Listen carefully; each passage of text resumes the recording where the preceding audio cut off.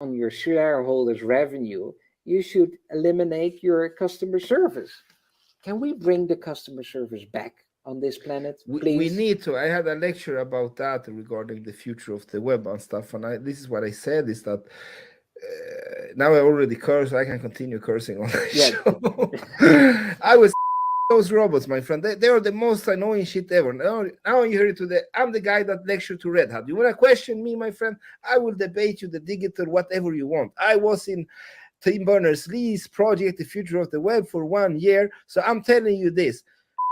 Robot. We need more people. We need to humanize more. We need to put people first. And I don't want to talk to one more robot that answers me. I will shut off the internet for 1 year and take time off, my friend. I'm so Right? tired of that. I want to talk to a person, Every And if every you time have it's a the brand, same. Yeah. and Eduardo, if you have a beautiful brand, I promise you this. I will put it here live on wherever we're broadcasting. If I want the Octopus movement to have millions of members all over the world connected, right? I want to have a customer service that when you are entering the Octopus movement somewhere in Brazil or Japan, and you're wondering, I want to enter the think tank, but I don't understand. And also I just discovered my neurodiversity. I'm lost. I know it feels good to go to the Octopus movement. I don't know what to do with my neurodiversity, and I don't understand the think tank. I want to talk to someone. I promise you, we will have an amazing, team of people waiting for you. Because you need to, right? It doesn't make any sense. Now we're just small. We just have 1,500 people, so people connect directly with me. If they have a question, they go to my Pick My Brain account and they book me for half an hour for free, and they can ask me anything they want. So, and then we have customer service doing that. I don't want to talk to a robot who will say, and then the answer of the robot, Eduardo, is, have you checked the website? I hate that answer. Then you have a difficulty and you go to a website of a big brand and then it's not working. Have you checked the website? I am on the flipping website. It's, I don't get it. But that's, I can yeah. tell you like this. I'm sure that I'm in a research study because all these chatbots, they always end the same. I like F you with caps lock. So somebody's like, who is that Chilean guy doing this F U's everywhere? He's destroying the measurement. Like we can't have him. Try to ban him. Can we IP ban him or something? But this is the fact, my friend, is that when they talk, this is the problem. Digital transformation or whatever you want to talk about, they always need something new to move the industry, right? The consultants, okay, sorry to say it to all you guys like digital transformators, you need a job, right? So, but this is the fact, my friend. We need to stop that. We need to humanize more. We need to talk more to each other, like Mr. Facebook, like the metaverse is the future. Do you know, have you read this research for Generation Z, my friend? They're Yeah. going to have more depression, more burnouts. Why? Because we interact less. We don't talk to each other. We don't touch each other as humans. We need not to digital transformate. We need to humanize, my friend. That is the Yeah. future. And right, and be, I, Dr. Octopus, welcome. yay! Thank you, Eduardo. Thank you so much. Is that So really much your fun name? being here. Dr. Octopus, no, it's not my name.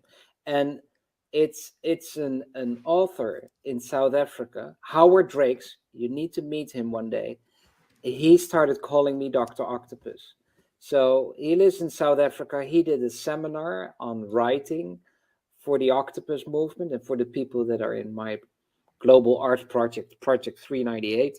And he explained to them how telling a story works. And he started to call me Dr. Octopus. And then other people in the Octopus movement were calling me Dr. Octopus. And to be honest, Perry Knoppert or Dr. Octopus, what do you prefer? EduardoX. Yeah, I'm not like EduardoX actually. It's Eduardo Ibacache Rodriguez, but this was my problem, Like I'm from Latin America, and they say like Eduardo is like, it's like Michael or something. Everybody is named Eduardo. My father was Eduardo also, actually. So I'm Eduardo, like second in the same family. Imagine. You move to Mm. Chile or Latin America, you have like Eduardo's everywhere, right? And then my last name, like, yeah, in Chile they come, okay, Ibacache Rodriguez. But when I lectured here in like Scandinavia, where I grew up, nobody, like, who was that guy? He had a good talk. Like, nobody remembered my name. So then I just added the X, like X, Eduardo X. Now you will remember for sure, my friend. Now everybody knows Eduardo. Eduardo Yeah, X. yeah, that's it. Sounds But the good. X actually has a meaning. The X stands actually for the X factor. And I truly believe that all humans have an X factor, and it's our obligation as fathers, leaders, friends, colleagues to nourish that X factor in people. Like, I don't believe the X factor as a phenomenon. I believe everybody has an X factor. So that's the actual meaning of the X in Eduardo X. So you're the X Factor guru. I would not say I'm a guru. I'm just a human. But Nah, that would be some amazing guru-ness if you're able yeah. to see everybody's X factor, right? Because in the media we're looking for the X factor that only a few people have. But you're saying everybody has the X factor in its own way. So it's beautiful if you can recognize. My friend, I heard so much about you and your movement, like, and then I see like Darren was like, Eduardo, have you heard about the octopus movement? I like, no, what's that? And then he described very little for me, but from the little he described, I like, okay, I have to check this out, right? So I was reading on your website, like, okay, this is really interesting. And then you reach out to me and say, hey, Eduardo, I like what you're doing with Founders King. I'm like, yeah, I'm so happy. Let's talk, right? And then suddenly Joe D-Roy is like, oh, I joined and stuff. So I'm so happy that we made this happen, my friend, because I'm so fortunate that I had the opportunity to meet so many interesting people online that I would say enlighten not only me, I would say, but enlightening people, because that's what we need, like in this, yeah, you talk always about the matrix. So in this superficial world where like titles and roles for some reason have become very important for humans, people like you, I would say, like Nicole P. Jones, I could name them all day long. It's so refreshing, I think, for people. So for me, it's an honor having you on the show. Tell us the story. Yay. Why? Why do you do what you do? Where did it start? Did you have the vision, or did it came? No, it came. But first thing, what you were saying is the same thing I'm always saying. I'm so fortunate to meet people, to connect. And I call this now in the movement because it's all about these personal connections. The Yeah. mycelium network of amazing humans. And I think the mycelium network really on a brain level exists. So when we are talking now with each other in this studio, we're not even close to each other, but we can see each other, we can hear each other, and our brains are connected with each other in a biological way. And that's a mycelium connection that's happening right now. And that is amazing. And if you're in the same frequency level, then you're connecting even more than we're thinking. And we're like two computers on the internet connecting with each other and brainstorming and thinking. I love that. And that's what happened in the octopus movement. It just happened. I started interviewing people who wrote on their LinkedIn profile that they're a multi-potentialite. 2 years ago, I found out I'm a multi-potentialite. I always thought I was just crazy, doing lots of things at the same time. Nobody really understood me. Everybody always thought that I was a little bit of a misfit. And I was just thinking, it's me, I'm crazy. I don't belong to the fancy group of people that are successful. I'm always somewhere else. And and then I discovered multipotentiality by Emily Wapnick. TED Talk, saw the TED Talk, thought that's interesting. Let me interview these people. So I interviewed people like 70, 80 people all over the world. I wanted to see as many different cultures as possible. So I started in Bangladesh, went to South Africa, Chile, Argentina, Iceland, New Zealand, really all over the world, Japan, Korea. And I thought, this is so fascinating. These people that are called multipotentialites call themselves multipotentialites because they feel that they're a misfit. But they also feel that they can do so much more than people really understand from them. And while talking to all of them, I discovered the connection with neurodiversity. All of them had some labels: ADHD, ADD, dyslexia, dyspraxia, bipolar, whatever, right? And and I thought maybe that neurodiversity is the cause of multipotentiality. So I went to a large company here in the Netherlands, talked to a bunch of researchers. I said, how does it work with the brain? And I started doing more and more research. And one day, I'm getting to the point, Eduardo. One day, I was talking to a group of multipotentialites on Clubhouse. And I said, I think the word multipotentialite for me is still too linear. Your matrix is my linear world. Linear world for me means we go to school, you have to do your homework, you have to get a good grade, you have to get your diploma. If you get a diploma, you get a good job, and you have a good job, you get a wife, a golden retriever, and 2 kids, and you will be happy ever after. It's not true, of course. So that's my linear world. And I said that multipotentiality is too linear for me, because you also have polymath, jack of all trades, a scanner, zebra. You have so many different titles for something that is really interesting. And I asked a group of people, I said, what kind of symbol do you see? And then Christine in London said, I always send an octopus emoji just for the fun of it. There's no thinking behind it, just an octopus, because I just think it's interesting, the animal. Then Haley in South Africa said, oh, Perry, did you see My Octopus Teacher? Documentary about a filmmaker going into the ocean every day and building up a friendship with this octopus. That is amazing. Award-winning documentary, really beautiful. And the next day I started the octopus movement, because I thought, this is what I need to do. I need to show these octopuses in the world, people that are misfits, rebels, weirdos, people that are different. They're they don't belong. They're not being understood. But these people are the ones who make a difference. If you look just behind you, EduardoX, you have Steve Jobs. Steve Jobs is a nonlinear thinker. Steve Jobs is an octopus, right? He was doing things differently. He was even fired from his own company. Holy shit. And and he was doing amazing things, and people were like, oh, what the hell is this dude doing, and why? And we don't get it. And look at Apple now. So these rebels, these people that are different, are capable to make a huge difference in the world. And look at the world where we're heading right now. It's not going so well. So we need nonlinear thinkers. We need rebels. We need people that are different to make a huge difference. And that's why I created the Octopus Movement. And it's only a year and 2 months ago that I created that, 3 months ago. We now have 1,500 members. We're in 52 countries. We have our own think tank. We have our own group of octopus teachers, octopus specialists. We're doing a global art project.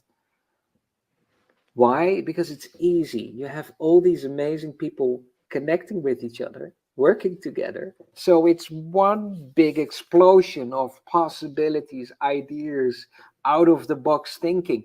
And there is no ego. There's no difficulty. There is no discrimination. It's humanity and looking after the planet, looking after each other. That's also the mycelium. If that tree is in the mycelium and there's another tree here and that one is in difficulty, then this tree is sending nutrition through the mycelium to the other tree to survive.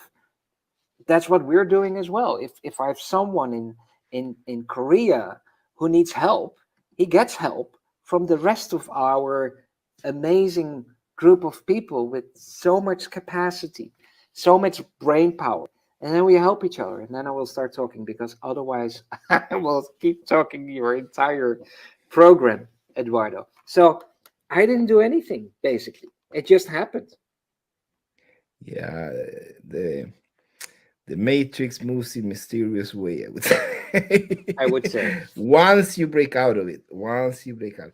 Yeah, I love what you said, man. I could listen all day to you because you're speaking my language, right? And not many people are speaking that language because, as I see it, the most people are stuck to the matrix. They were fed how to think, how to be, how to look, what is beautiful, what is ugly, right?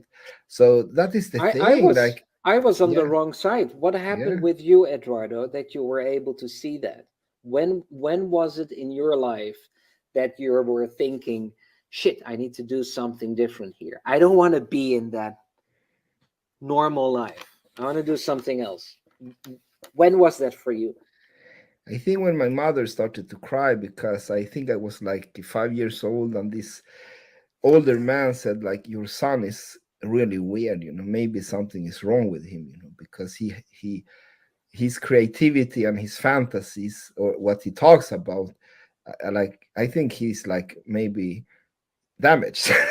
My mother Oh, really? cried. Yeah. My mother cried, and I was so sorry for her. But I think I always was like, I don't know, like I saw patterns from young childhood, and people like, you can't talk like that, you're a child. And I like, why can't I talk like that? Hmm. So what happened was that when I was 7, I came 5 to Chile from, yeah, I came to Sweden from Chile. And my mother and father was very academical. They said like, we need to live with Swedes so we can integrate. But then I was the only blackhead, as they called me, and I couldn't Hmm. hide.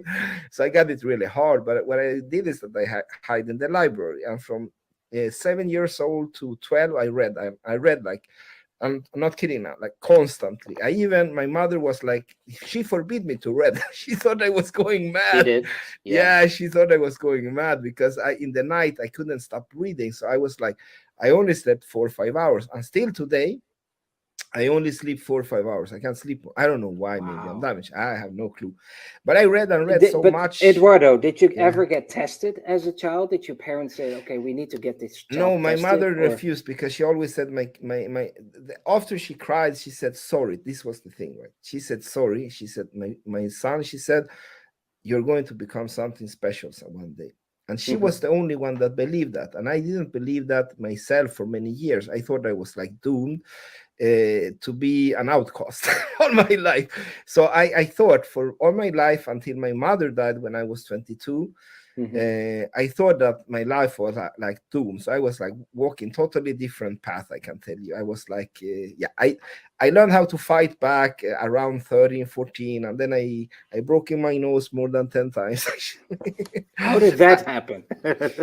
I know how to take a good beating, I can tell you like that, and I know how to give you back. So that's, but I didn't want that actually. It was like I had to live in a reptile environment, and it was like eat or be eaten. And I was the computer and data nerd, so I had to grow up fast, my friend. Like I said, I couldn't hide, I couldn't camouflage. I was the only black kid. And but also, did that then created some extra power for you? So you were a bit of a weirdo. You were reading all the time. You were stuck in the library, and your brain was apparently going much faster than all the other brains. Um, did that also prepare you to really fight and really create a difference? Yeah, because I read some books that really, really changed my perspective on life. I can tell you, like when I was 12, I thought that Gabriel Garcia Marquez was a genius. I can tell you. Hmm. And when I reached like 15 or 14, I discovered like the biography of Malcolm X, and that totally blew my brain out, because then I realized I have a value of existence, even if they call me Svartskalle, right? Yeah. So it took me 1 year only to remove all my Swedish friends, because I realized they were writing Blackhead Go Home on the walls. There were no other people there around.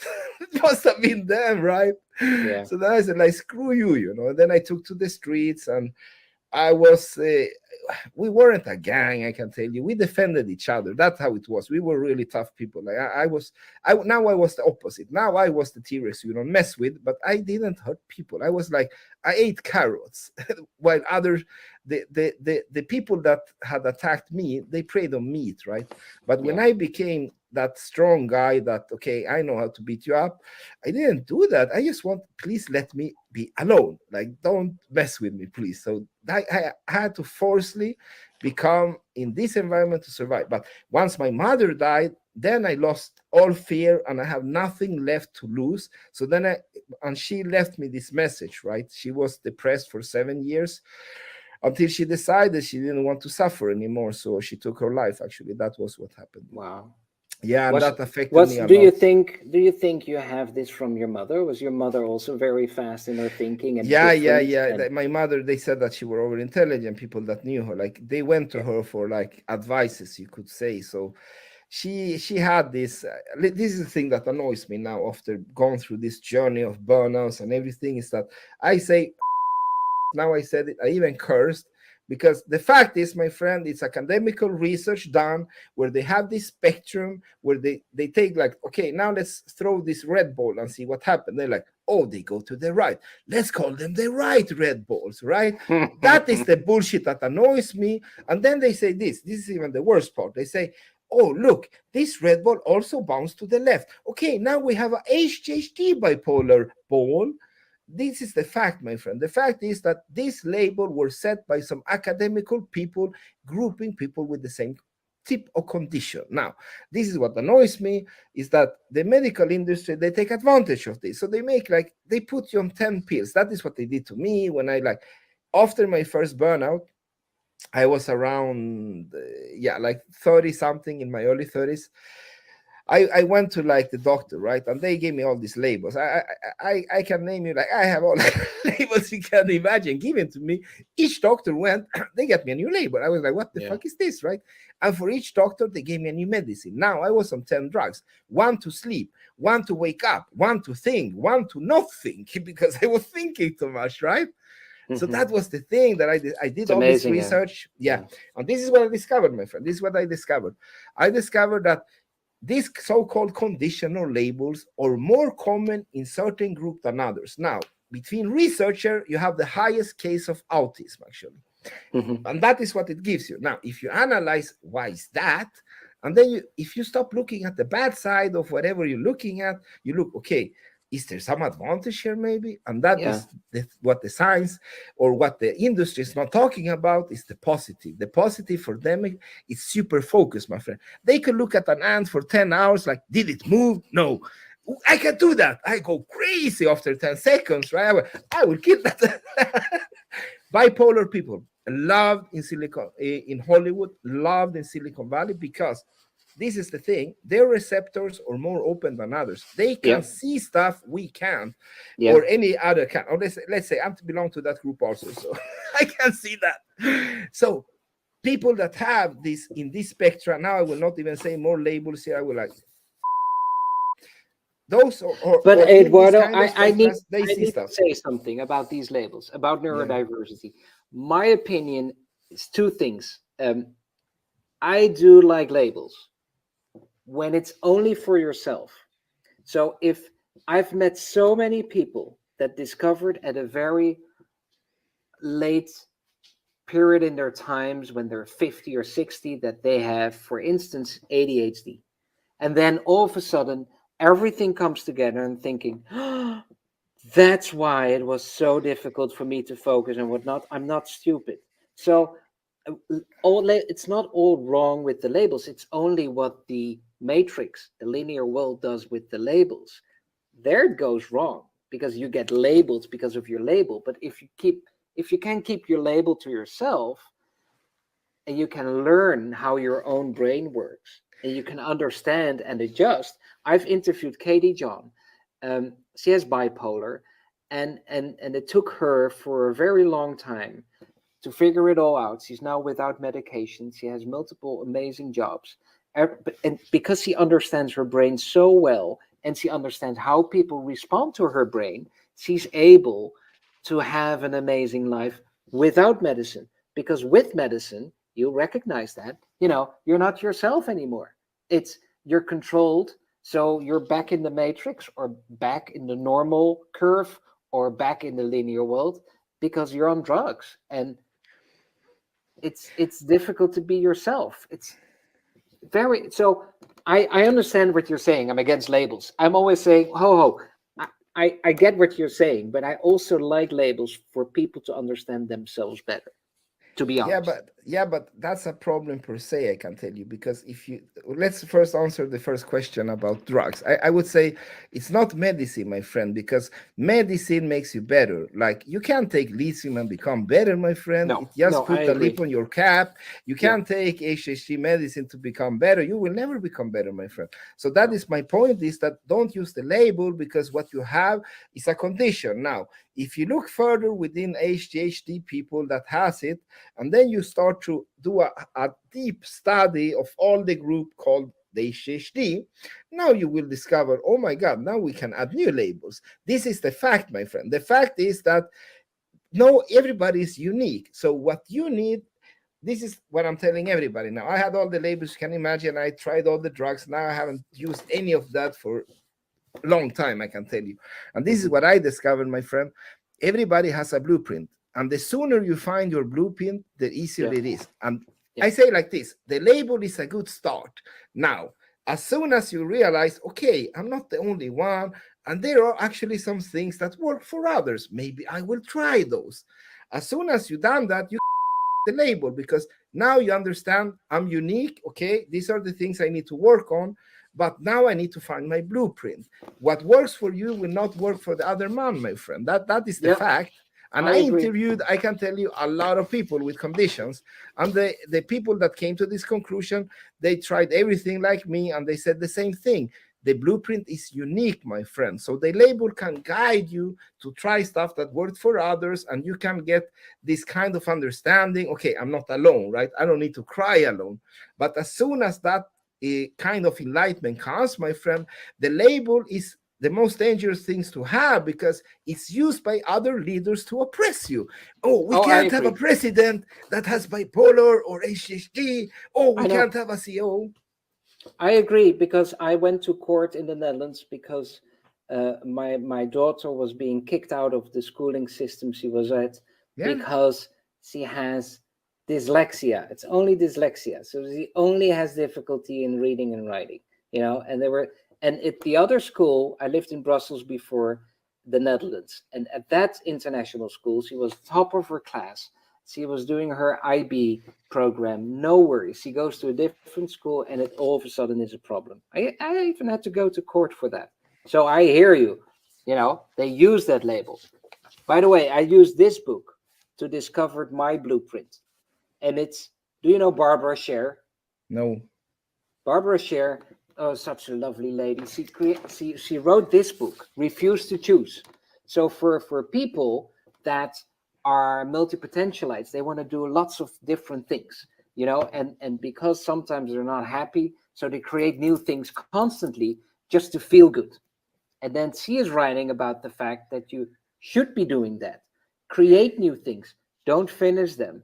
This is how you're wired. This is good for you. And then she wrote this book. I could do anything if I only knew what it was. And in this book, this is a guide to your blueprint. And she's writing about the expectations you have from yourself because of the expectations of your parents, your siblings, your neighbor, your teacher, your uncle, whatever happened in your life, they're being created, these expectations. And if you combine that with neurodiversity and a label and you have wrong expectations, you're not going to be happy, I can tell you that. And then you can discover you have ADHD, but it will not solve any problem. It's understanding your brain You, and you then can't. finding out Yeah, why you're doing. you can't have HHD, my friend, because it's a spectrum. I can tell you like this: you can break your leg, and I can tell you, okay, you have a broken leg. That is a Yeah, fact, my friend. But yeah, you can't say I have HHD, because it's a spectra. You can hit between. This is the, if you deep study the research, you will see this thing. You can hit between different spectra. And now to tell what you are, and this is what they give to my son. They say he has ADHD slash autism, and we believe that the autistical side is stronger. And now I said, you know what? Labels, and let's talk about the conditions. So that is what I'm claiming. We need to change those labels to talk about the actual problem. What are you suffering from? I'm yeah. suffering from depressions every year. Okay, you're suffering from depressions, my friend. So that's what I'm saying. This, like, I have done so much digging into this. For me, like, I can tell you like this: as long as a president should is considered to not be a president because they have the label, then I labels, my friend. It's so simple. I Yeah. will not change No, my mind on and that. you're right. You're right. And Temple Grandin, is a very good example of showing the world how many positives there are in autism, that it's brilliant to be autistic and or have autism. I don't know how to call it anymore. But what do you think, Eduardo, of the following? I sometimes say or feel that everybody has neurodiversity. Everybody is somewhere in the spectrum. So I don't believe that there are people that are healthy and that there are people with autism. I think they're just somewhere else in the whole spectrum of diversity. What do you agree? That is the main problem of all, is that this spectra made by these academical people, if you take any person who the heck you want, let's take a simple one, for example, Donald Trump. They will hit narcissism, my friend, big time, right? They will send him home like, hey, kid, you need to work on yourself. Like, maybe we should send you to therapy. That is what annoys me. There is nothing called like normal and normal. Everybody is normal. No, but we're pretending that there is a normal. We're pretending There that isn't. that we can be successful in life and have a normal life, and then we get stressed and burned out because we discover it's not true. Yeah. Is that the key? We discovered the key in life, Eduardo. I don't know. Like I would say that the only thing I know for a sure is that I can say like this, like, okay, if I have to choose something that I want to change, I would say, you know what, we need to remove the word mental illness, because the only mentally ill people I know is the president killing his own people, is the leader touching his employees. That's a ill person, my friend. So is Putin mentally ill? I would say so. I would for say sure. So, yeah. Yeah. Let's say like this: you don't break your leg and go around and say, "I'm body ill," by the way. Yeah. Why then you say mentally ill? Like, it's so. This is what I don't get. Like, why are we so stuck on this label when we're just humans? Why not treat me as a human and talk about my condition? Like, why do I suffer from? Well, I think the whole word neurodiversity, it's nice that everybody talks about it, but if we need to use the word diversity, then diversity is a difficulty here. Then diversity is a problem, because otherwise there wouldn't be a word as diversity in this world, right? So it's a contradiction. If we talk about neurodiversity, and it's good to talk about neurodiversity, then at the same time, you're also saying something completely the opposite. Because if there's really diversity, you cannot talk about diversity. Then it doesn't exist, because then you always think there is a normal. Fully agree, and that is my point. Like, this condition, the problem, that is the reason I'm so stuck on this, is that if they didn't exist, we wouldn't even have these discussions, my friend. We wouldn't even discuss this. We will say, you know what, Eduardo, sometimes he get this depression. That's it, no more. And then it's like, okay, how do I handle that? And then I can tell you like this: my blueprint how to do it is very simple now. After I think I got my first kind of, even as a child, they said, okay, there's something wrong with your kid, mother. She cried again, not the doctor, right? So then I started to okay, what works and not works. What didn't work, I can tell you, is alcohol. Now, if you have any kind of label, don't drink alcohol. Like, don't overdo it. At least take a beer, but don't drink too much. Don't take too many drugs. No. Throw that out the window, my friend. It will. Yeah, and we're already very excited and weird and strange and interesting by ourselves. So we don't need any drugs to enhance or don't drink, right? Yeah. Maybe one beer when it's really warm outside. Go for a beer. It's fine. But another thing that research shows when it comes to all these labels is one common ground, my friend, is that sleep is very important. Now, I'm messed up from birth because I'm genetically damaged. I can't sleep more than 4 or 5 hours. I don't know why, but this is the fact. The fact is that you need to take sleep really seriously. And this is a really interesting study that they did, is that the people with these conditions that had like insomnia for some reason, any label you can imagine, they put them in a group. Like, one group, they gave them sleeping pills to take if they couldn't sleep, or anything they could. They can even smoke a joint if they wanted, right? And then they discovered that the people that actually took their sleep seriously could maintain their so-called well-being better than the one that didn't. So if you really start to like do a lot of research around like well-being or human or labels, you will understand at least they are a common ground, and that is healthy living, my friend.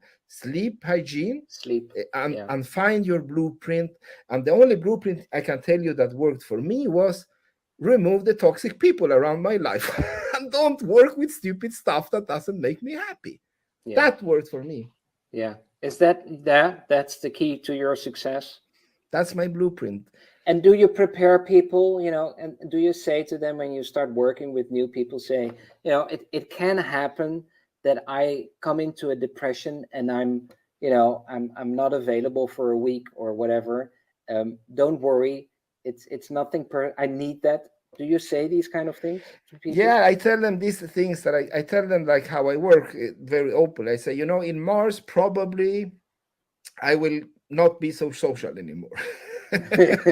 Yeah. For 1 month, maybe if I'm unlucky, it will be 3 months. So just so you know. So what I do in my business, because I'm involved in so many things, is that I prepare everybody. And this is what you need to learn, is that you need to learn to be a leader, my friend. You don't need to Yeah. micromanage people. Yeah. No. Learn to lead, and then your life will be much easier. If you have any condition, whatever condition you have, learn to lead, my friend. You don't need to do everything yourself. And you know what? Your company doesn't go under because you're not there. You're just another human. That's another thing. Swallow your ego, my friend. That's Oh really yeah. important. And Eduardo, so I know you because of Founders King and our friend Darren. He is so cool, and he's also in the Octopus movement. And I'm doing a show every week with him, and it's so much fun. And he is such a good poet and video artist. I love it. But you're doing more than Founders King. What are you doing in life? What's happening? Whoa. I'm Give actually me doing, everything. yeah, I'm investing in companies. I'm writing I actually written 4 books. I haven't published. I don't know why. I've done a lot of articles. That is how I got 13,000 followers, but I haven't published the books. So that is the thing. Maybe I have ADHD and combined with bipolar, combined with probably 2 more things actually. Doesn't I'm matter. totally A lot of damaged. things happen. That's why I call it the Yeah. octopus. You have 3 hearts, 9 brains, and 8 arms. That's why it's an octopus. 3 hearts because you're sensitive and you care about others in the world. 9 brains. Well, we know this now. You think fast and it goes fast, and that's it. And 8 arms is you can multitask. You can focus on this first and then that. Like Elon Musk is explaining how he does it with all his different companies.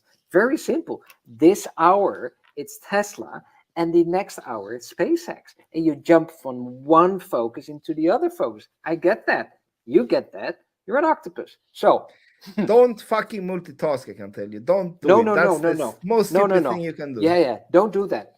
Especially not for men. Women, yes. Men, no. It's just focus here, focus there, and then jump into the other one.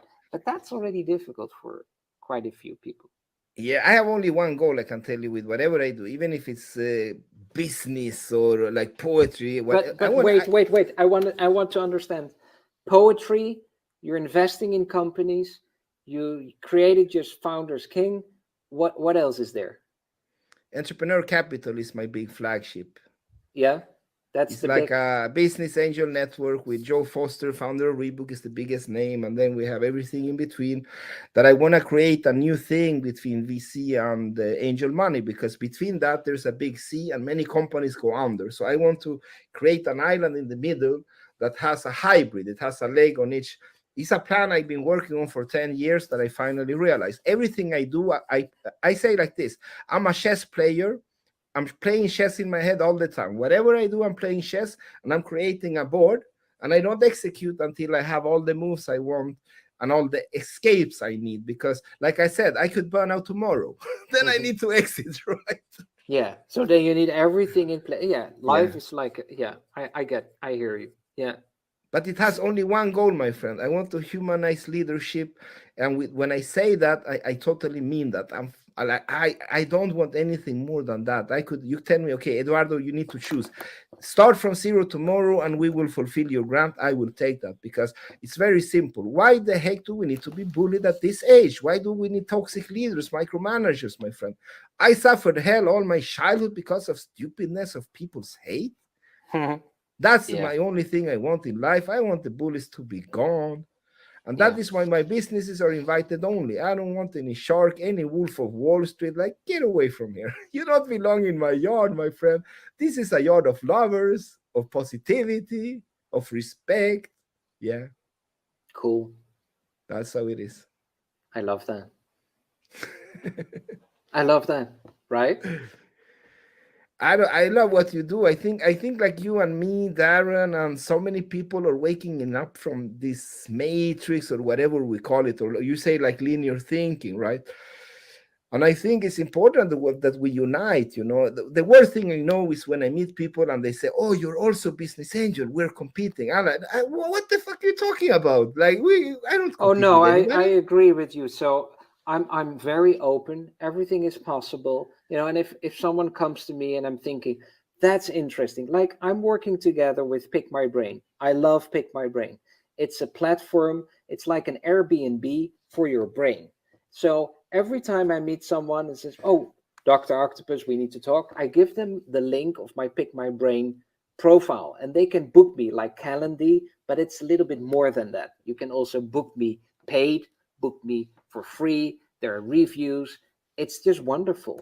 And someone asked me, I said, "Well, does Pick My Brain has shares in the Octopus movement?" I said, "It's not possible because the Octopus movement is a foundation. So there are no shares. There are no shareholder values here." Um, I just love that platform. I just think it's very well made. So everybody that comes in the Octopus movement, I'm saying to them, create your profile and Pick My Brain because I think it's so cool and you can use that. I don't. There's no kickback fee or relationship or shares or it's just something I find very interesting. And you know what?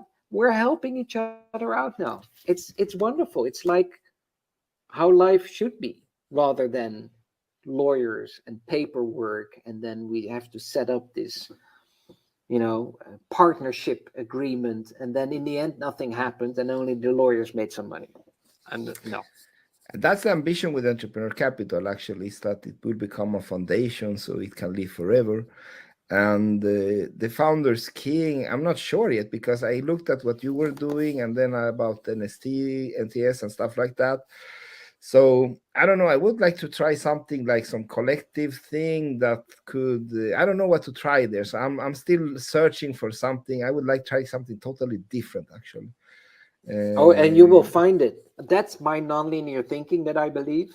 You want something different, you don't know it right now, it will yeah. happen. So you just continue with your Founders King. It's so cool and all these videos and amazing people and you just connect and publish and create and it will come there automatically. There's this beautiful documentary of Little Big Farm on Netflix.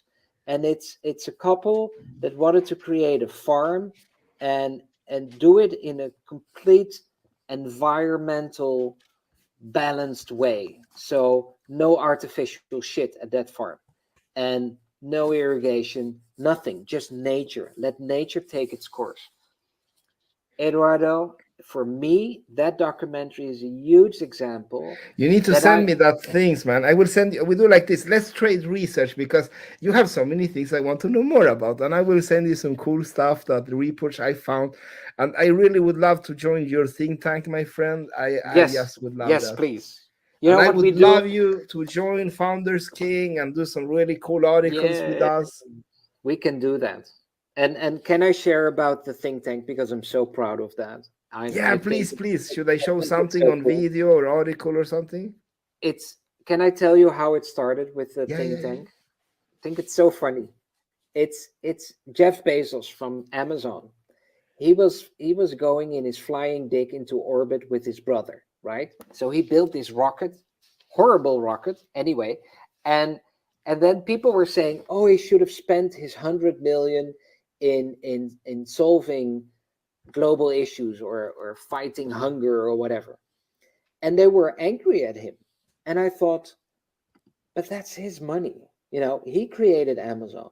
He worked his ass off, probably, right? We know what it is to create a startup. It's working night and day, and he succeeded. So it's his money. Is it now because he's rich his duty to do something good in the world because he has money? That's a weird way of thinking for me.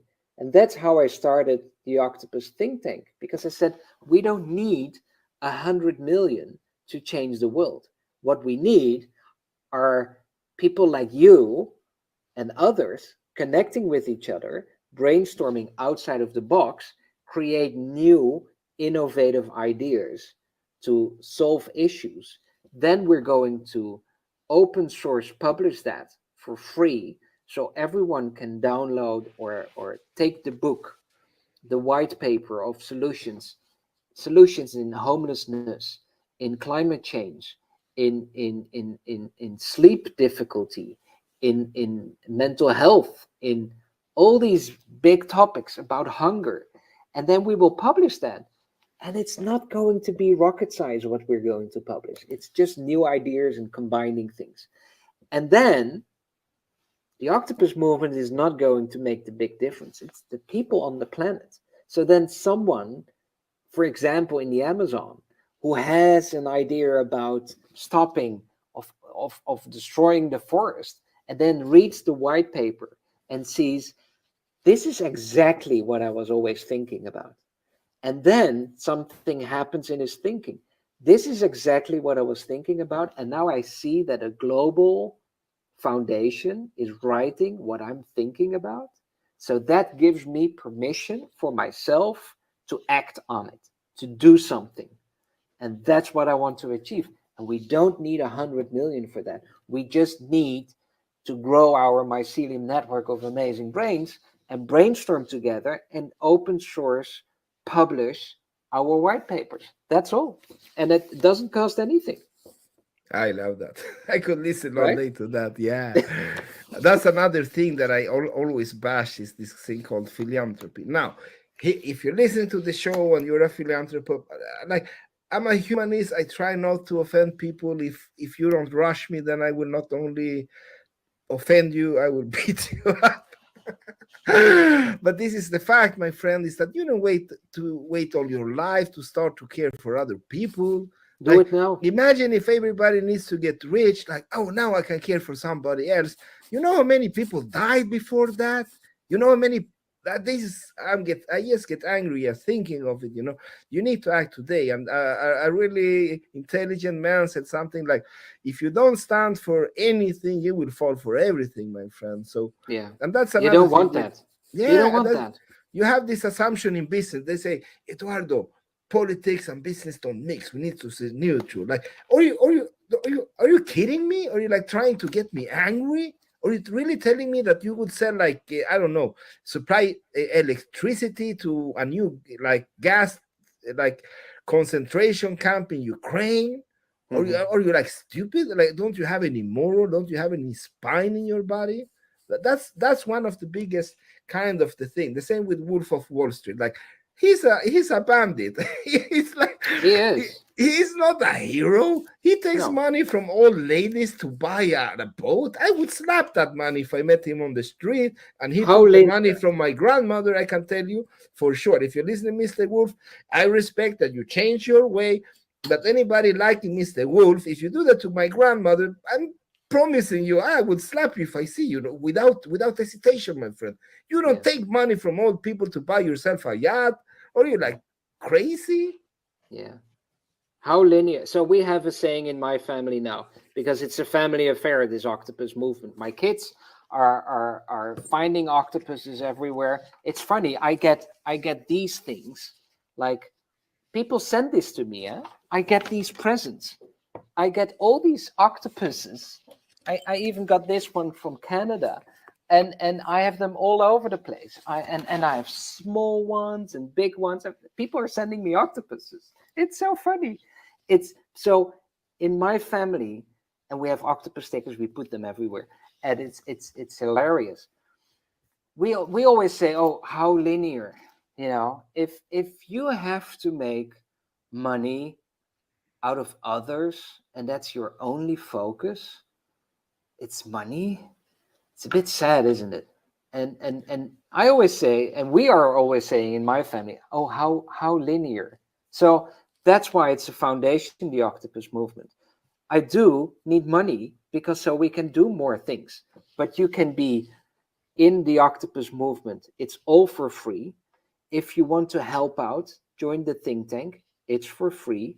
If you want to donate, you can already donate €1 or $1 if you want. Do you want to become a founding member? You pay €200 and you're a founding member for life, not every year.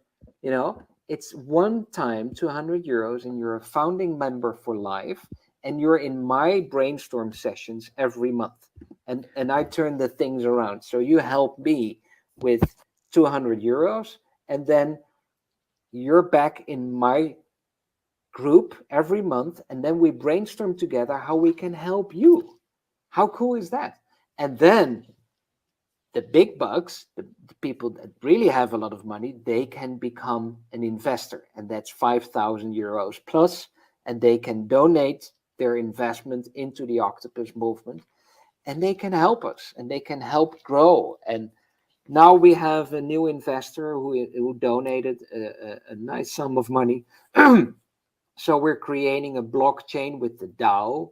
So all the members in the octopus movement are capable and are able to vote with us and to take decisions with us. I love that. How cool is that we take decisions together in that mycelium network?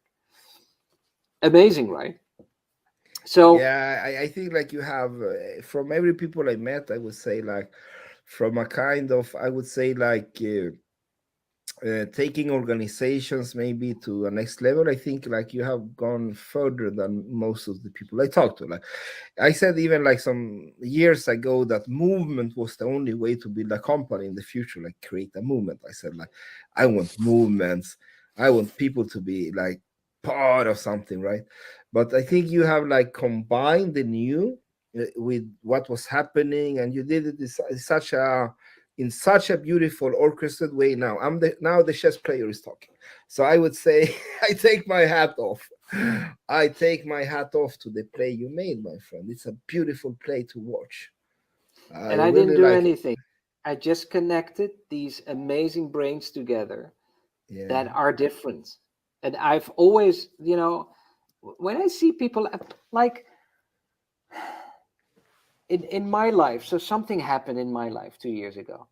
I lost my relationship. I was kicked out of the house. I was put on the street. I became homeless. I lost everything. And I did a hard reset. I had friends and family, that were looking at me. This guy is completely out of his mind. I have 3 kids. Where is his responsibility? So people were so judgmental to me, and the only thing they could do is give me advice and say, you need to go flipping burgers at McDonald's because you need to make money. You need to take care of your children.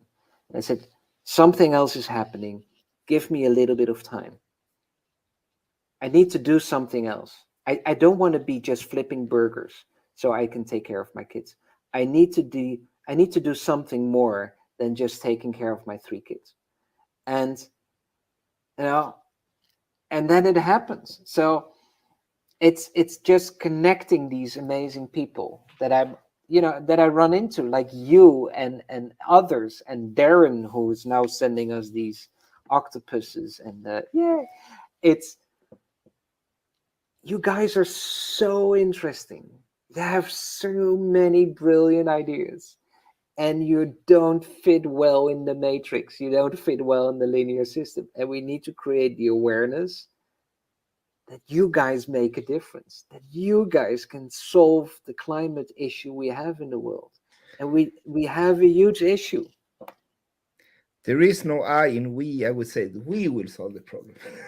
Yeah, we all will save that. We will.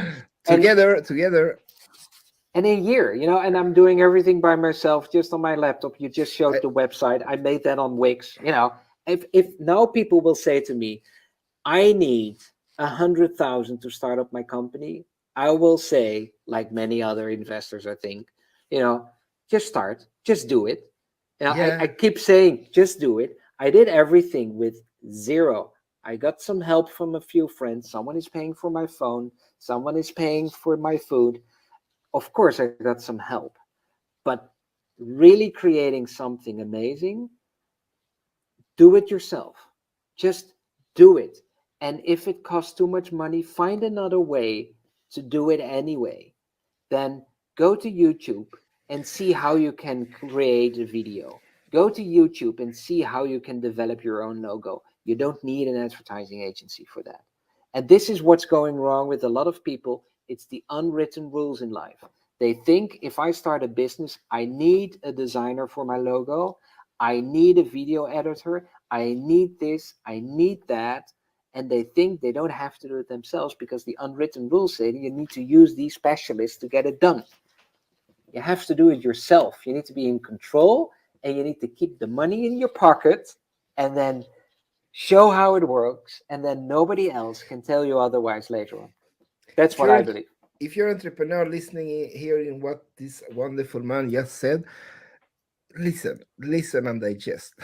I never Amen. took, yeah, I never took VC in my life. I can tell you now I'm becoming a VC, but I didn't take. I always build everything myself. Everything you see, Founders King or wherever you see, I did it myself, my friend. I'm the digital guy. So So Eduardo, you I can't invest. scale. I can't scale if I don't put more people and more money. But what I'm saying, that what you just said is so important, is that you need to just start somewhere. Just start Just do doing it. something and then you go. That's it. It's not more difficult. No. And then create your own prototype and create your prototype that is, get some friends together, let them work with you, create.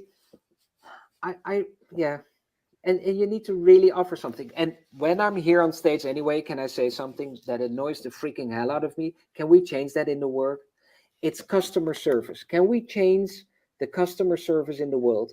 Because some fruitcake at Deloitte or PricewaterhouseCoopers made a calculation that customer service only costs you money as a company. It's not true. So there is this strange thing going on that if I go to customer service of a big company, I'm now always talking to a bot, a robot. It's not a human anymore.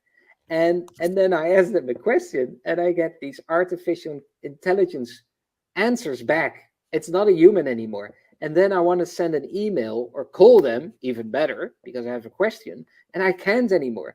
I can only talk to that bot because they figured out that if I talk to someone on the phone, then one conversation of 1 minute will cost the company $50 or something like that. So, in order to have a better revenue back on your shareholders' revenue, you should eliminate your customer service.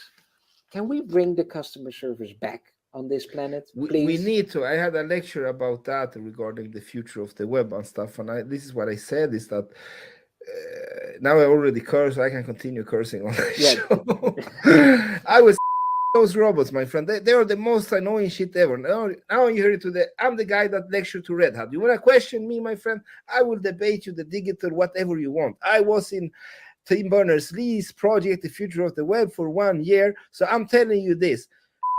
Robot. We need more people. We need to humanize more. We need to put people first. And I don't want to talk to one more robot that answers me. I will shut off the internet for 1 year and take time off, my friend. I'm so Right? tired of that.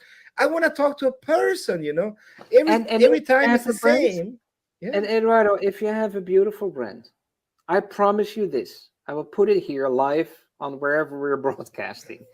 I want the Octopus movement to have millions of members all over the world connected, right? I want to have a customer service that when you are entering the Octopus movement somewhere in Brazil or Japan, and you're wondering, I want to enter the think tank, but I don't understand. And also I just discovered my neurodiversity. I'm lost. I know it feels good to go to the Octopus movement, and I don't know what to do with my neurodiversity, and I don't understand the think tank. I want to talk to someone. I promise you, we will have an amazing, team of people waiting for you. Because you need to, right? It doesn't make any sense. Now we're just small. We just have 1,500 people, so people connect directly with me. If they have a question, they go to my Pick My Brain account and they book me for half an hour for free, and they can ask me anything they want. So, and then we have customer service doing that. I don't want to talk to a robot who will say, and then the answer of the robot, Eduardo, is, have you checked the website? I hate that answer. Then you have a difficulty and you go to a website of a big brand and then it's not working. Have you checked the website? I am on the flipping website. It's, I don't get it.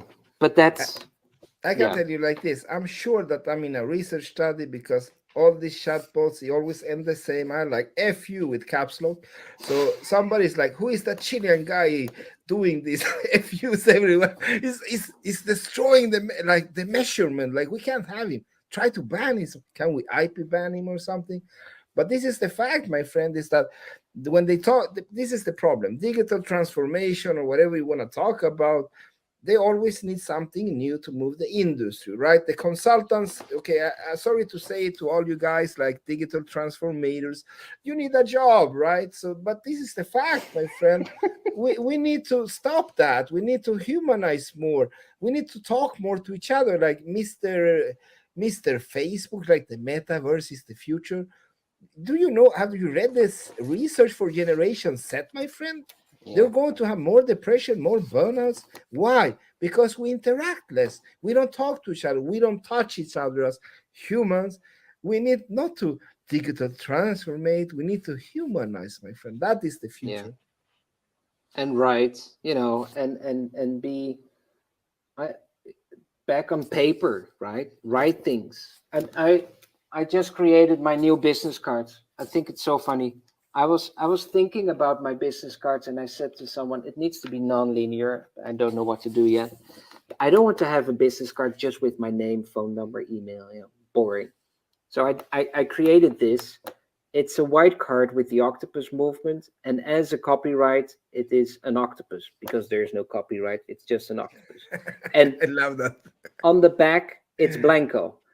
And now the thing comes, if I give someone this my business card, I want to give a little bit of artwork, right? Yeah, So I'm I love that. creating these little cards every time I'm waiting for someone on Zoom or You whatever. do it with pen and paper, right?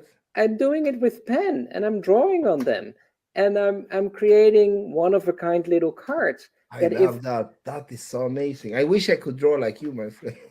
and then if I give it away to someone, I write something on the back. Thank you, Minke, for the idea. Minke is the one who designs the book with me for Project 398, and I make a little card for her like this. You That know, is so beautiful, my friend. This is the most genius idea I've seen in a long time. So so simple. QR codes are fine. Perfect. But don't forget that we can draw, that we have a handwriting that is interesting, I that have we only can a QR create. code on my website. Oh my god. I love handwriting. I love paper. I need to feel things, I right? can't draw, my friend. Else I would do what you do. I can promise you for sure I would do that.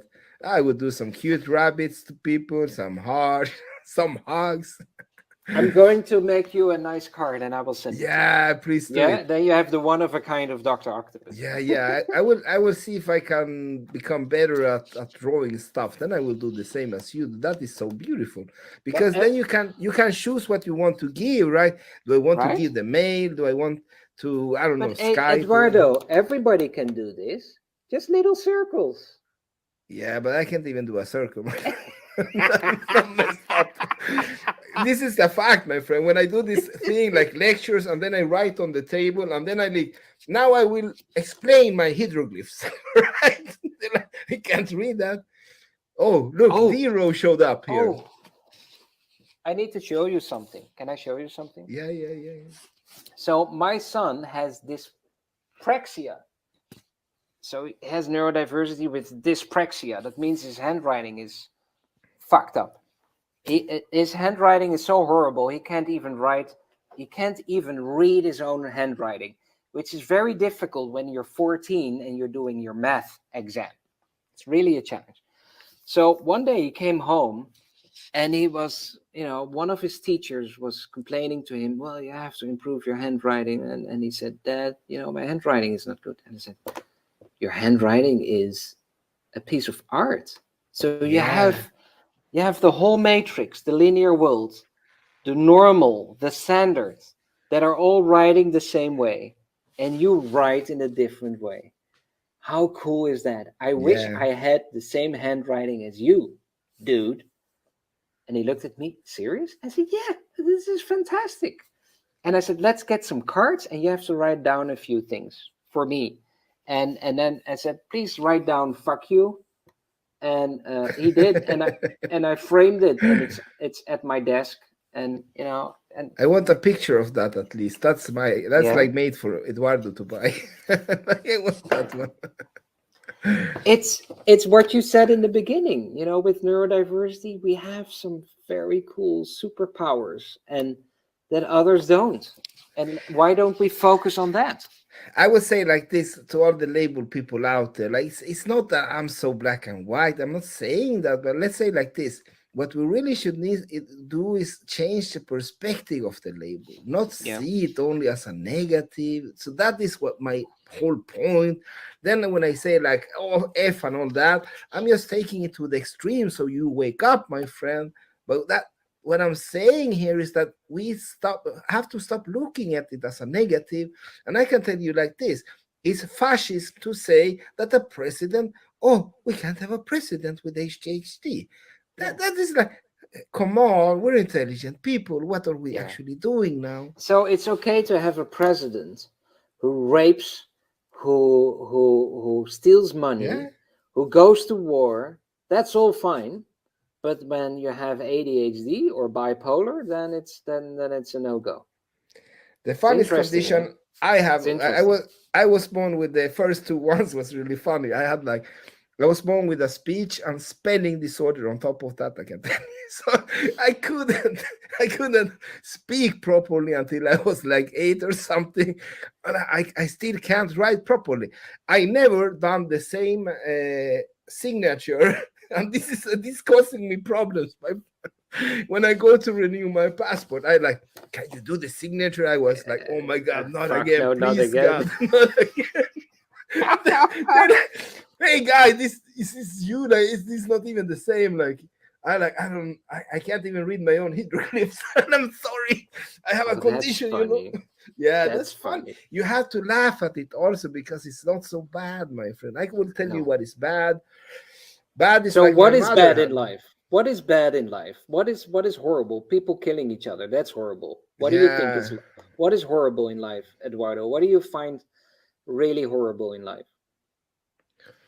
I would say to regret, or this is the thing that when I went through my healing journey, I had to forgive everybody that done me wrong. Like, I forget, and you mean this, I get everybody. The guy that put my head in the toilet, the Nazi skinheads that beat me up when I was alone, and not that big, so I could defend myself. So I forgave everybody. That was the only way to heal. But forgiving myself for the errors I made, my friend, that is really hard. Still today, there are things that I really regret I didn't do. So I came to the conclusion that the only way to do that is that I try to not do it again. So horrible for me is that when I do that again, that I don't want to do, my friend. That is like, failing as a father, maybe. I'm not talking about not being with your children. I'm talking like when you really need to be there, and then for some reason you go with the ego or whatever happened in your past but you could have, right? So that is the thing that I'm working on now really hard, is to forgive myself for the errors I made, but it's not easy. I try. Yeah. You two are wild. When I saw this happening, I was glued. Yeah, this is a great conversation. I've been waiting for the two of you to meet since the first time I met you, Perry, because you told me, yeah, and Eduardo, Dorothy said that to me about Perry. She was like, "Oh, you have to meet Perry. You got to meet Perry. He's kind of nuts like you." I'm like, "Awesome." You're not nuts, my friend. You don't say that, please. You No, are you're not right. nuts.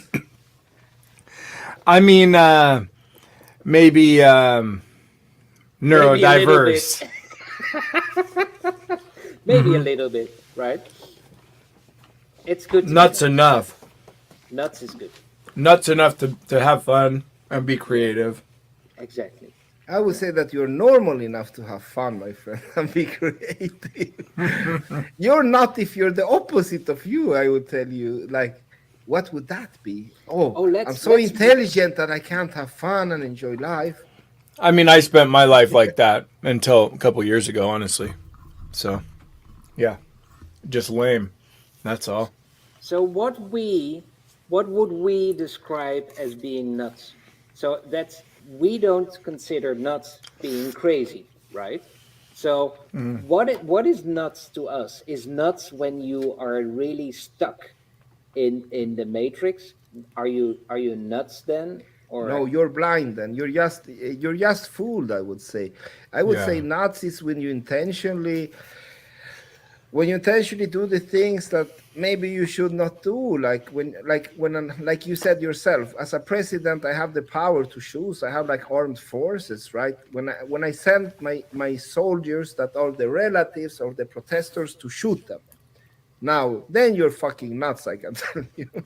You deserve to be in jail, like no, Yeah. locked up, like this is yeah. the man that needs to be locked away, my friend, not you or whoever. So that for me is nuts. That's what I define as nuts. Now, that is my opinion, and I'm a humanist and I believe in freedom of speech. You can tell me wrong. I'm okay with that. I agree. And Eduardo, we Yeah. talked in the think tank with Darren about ecocide, and I think companies or humans that take decisions to destroy nature. I saw a documentary yesterday.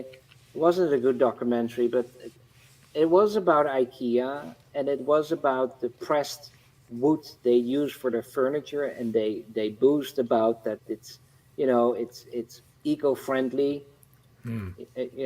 Putting down trees is eco-friendly. That's already difficult, but they're saying they're not putting down any huge old trees for that. It's only the young ones, and they're planted, and they're not destroying the forest. And of course, this documentary shows otherwise, that 200 years old trees are going down to Of create your course. billy at IKEA, right? Um, Ecocide. They're just destroying the planet. They're destroying nature, and we just let it happen. It's happening right now, and I think that's nuts.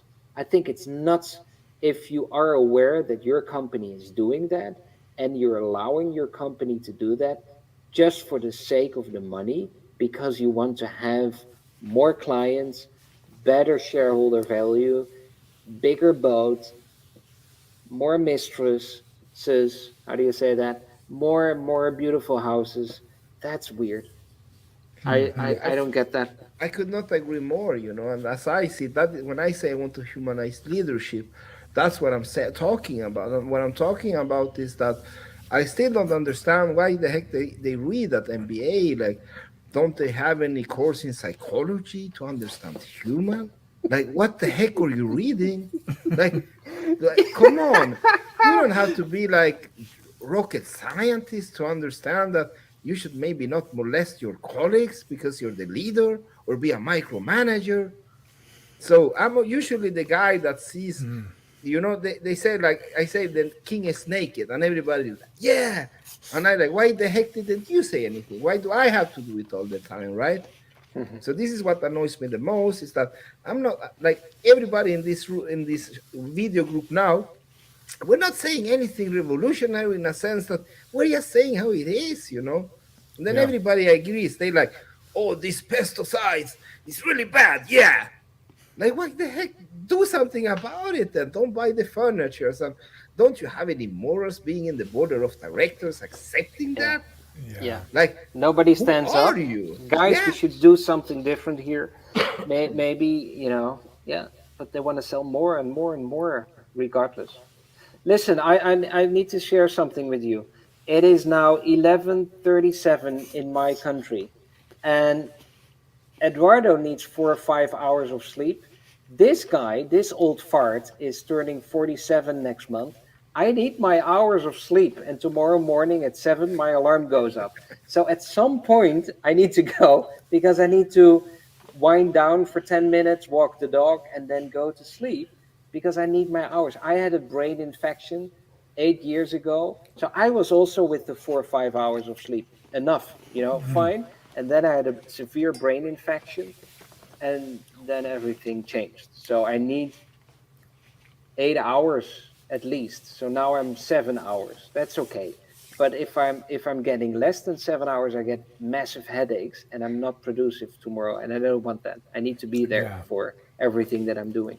So I love this. Thank you, Edward. We need to do it again. And what you just said is what I'm saying, that you need to find your blueprint. What works for me maybe don't work for you. So don't listen to what I do. Look at what you could do. It's so important to understand yourself and know how it works, and also not try to please everyone and just say, guys, I need my sleep.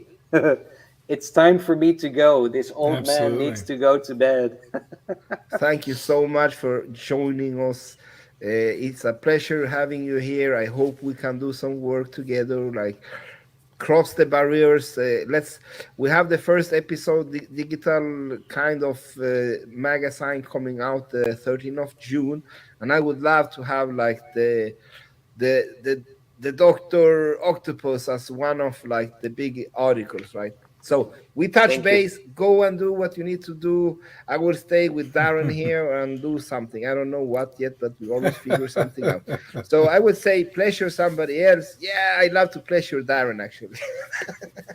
And guys, maybe we have to think about starting our own boy band, right? We already say that we're going to start a band, right? Can you play something? I have learned to whatever sing. you want. Whatever you want. I will manage. We're going to have a band. I'll mail you a harmonica, Perry. How do you call that in English? That triangle thing that you Triangle. Triangle, just a triangle. Just a triangle. And I played the drums for a few years. Maybe we can do that. Oh, nice. That's a bit better than the triangle.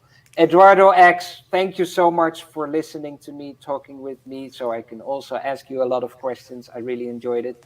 Darren, thank you for connecting this amazing human into the mycelium network of amazing brains. And of course, Eduardo will be in our show together, Darren, on non-linear shenanigans with guests. Let's just take the picture before you go. Smile, let's take the picture. Beautiful. All right. Bye, guys. Thanks, Darren. Thanks for having me. Thanks, Eduardo. Bye-bye. Thank you, man. See you, Perry. I'm glad you guys met. See, he don't want to go. You see, you saw that? He wanted to stay, but he had to go, right?